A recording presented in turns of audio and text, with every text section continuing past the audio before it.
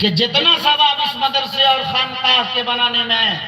اس سے کہیں ایک ذرہ ثواب کم نہیں ہے ایسے اسکول بنانے میں کہ جہاں تعلیم تو عصری ہو مگر ماحول اسلامی ہو۔ اگر ایسے اسکول قائم کریں گے، اس کی اس پورے خطے میں سخت ترین ضرورت ہے۔ اسی خطے نہیں، ہر علاقے میں اس کی ضرورت ہے کہ ایسے اسکول قائم کریں۔ یہاں تو مسلمانوں کی بڑی اکثریت ہے، یہاں تو ایک نہیں کئی اسکولوں کی ضرورت ہے، لیکن میں چاہتا ہوں کہ کم از کم سی بی ایس ای طرز کا بوائز کا ہاسٹل والا ایک پورا اسکول جو 12ویں تک کا ہو، گرلز کا بھی جو 12ویں تک کا ہو، سی بی ایس ای طرز کا ایک اسکول ہاسٹل سمیت کم از کم 2 ایکڑ جگہ چاہیے بوائز کے لیے جو نام سے سی بی ایس ای کے ہاسٹل والے، اور اسی طرح 2 ایکڑ جگہ چاہیے اس کے لیے،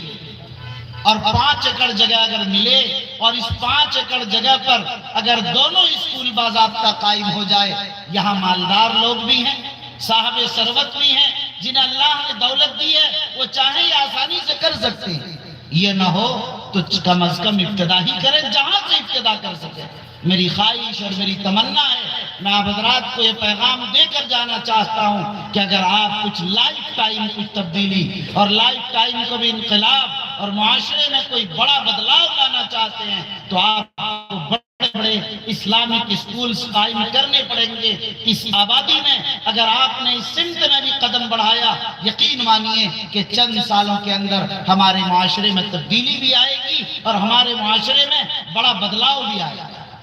لیکن ایک بات اور ذہن میں رہنی چاہیے میرے بھائیوں، میں یہ کیوں عرض کر رہا ہوں؟ یہ میں نے اس بنیاد پر کہی ہے کہ میرے مرشد گرامی قدر مفکر اسلام حضرت مولانا سید محمد ولی رحمانی رحمت اللہ علیہ جو ماہر تعلیم شمار ہوتے تھے، جن کو اللہ تعالیٰ نے بڑی عظیم بصیرت عطا فرمائی تھی اور اللہ نے فراست کی دولت سے نوازا تھا، وہ ہمیشہ کہا کرتے تھے کہ لوگوں، تعلیم ضروری ہے اس امت کے لیے، لیکن دین کے ساتھ تعلیم ضروری ہے۔ وہ تعلیم جو بے دینی لائے،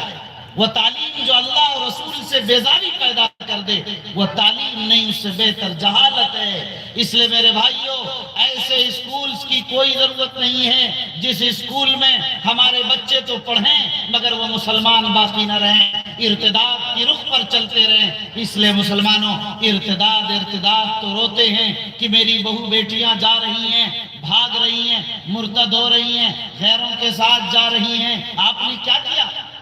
آپ نے ان کی تعلیم کا انتظام نہیں کیا، وقت پر ان کی شادی کا انتظام نہیں کیا، وہ تو بڑی دور کی بات۔ آپ کو موبائل کے دبانے سے فرصت نہیں ہے، آپ نے اپنے بچوں کو کے دلوں میں ایمان کی بیج نہیں بویا، آپ نے لا الہ الا اللہ کی عظمت و اہمیت و قیمت نہیں بتائی، آپ نے انہیں نہیں بتایا کہ اے میرے بیٹے، یہ لا الہ الا اللہ جو ہے اس کی قیمت زمین و آسمان، 7 زمین و آسمان سے زیادہ وزنی یہ کلمہ لا الہ الا اللہ ہے۔ آپ نے ان کو نہیں بتایا اے میرے بیٹے تم بلال کی اولاد ہو، جس بلال نے اپنے ایمان کے تحفظ کے لیے تپتے ہوئے ریت کو اپنے پسینے نہیں اپنے لہو اور خون سے ٹھنڈا تو کر دیا تھا، لیکن بلال نے کلمہ طیبہ کا سودا نہیں کیا تھا، ایمان پر قائم رہے۔ تم بھی حالات جو کچھ بھی ہوں، مشکلات جیسے بھی آ جائیں، ایمان کا سودا مت کرنا، ایمان بڑی قیمتی چیز ہے۔ آپ نے اپنی بیٹیوں کو نہیں بتایا کہ تم سمیہ کی اولاد ہو، حضرت سمیہ نے 2 ٹکڑے تو ہونا برداشت کیا، جب کہا کہ تمہاری جان لے لی جائے گی، کہا 1 جان، 1000 جان بھی اگر چلی جائے ایمان نہیں جانا چاہیے۔ آپ نے اپنے بیٹیوں کو نہیں بتایا میرے بھائیوں، میری بہنوں، میری ماں، جہاں تک آواز جا رہی ہے آپ کی ذمہ داری ہے کہ اپنے بچوں اور بچیوں کو دین کی، اسلام کی صحیح تعلیم و تربیت دیں کریں۔ اگر یہ نہیں کیا تو چند سال نہیں گزرنے پائیں گے کہ حالات بد سے بدتر ہو جائیں گے۔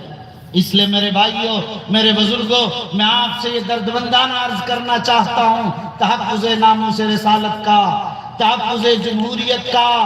یہ وقت کے مسائل کا، ان کا تو مقابلہ کیجئے ہی، لیکن یہ سب کچھ عارضی ہیں۔ جو اصل دائمی معاملہ ہے، جو لائف ٹائم ہے، جو کرنے کا ہے کہ آپ تعلیمی میدانوں میں عصری تعلیم تحفظ ناموس رسالت سے یہ پیغام